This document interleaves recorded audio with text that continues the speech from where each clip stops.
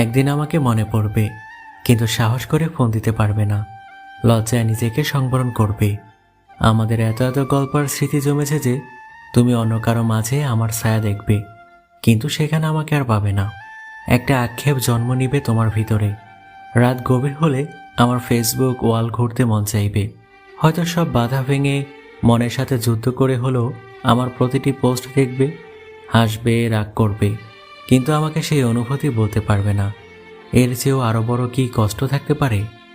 কোনো এক ভোরে কিংবা গভীর রাতে ঘুম ভেঙে ফোন চেক করে দেখবে আমার কোনো টেক্সট আছে কিনা।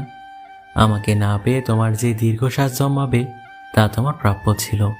আমি তো কোনো অন্যায় করিনি। এখন যার সাথে আছো তাকে নিয়ে যতই সুখে থাকো, যতই ভালো থাকো, আমি জানি আমাকে তোমার মনে পড়বেই।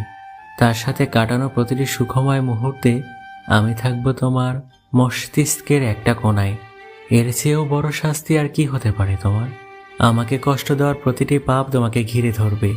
একদিন তুমিও অসুখী হবে, একদিন তোমারও আমার জন্য কাঁদতে মন চাইবে, কিন্তু চোখের পানি আর আসবে না।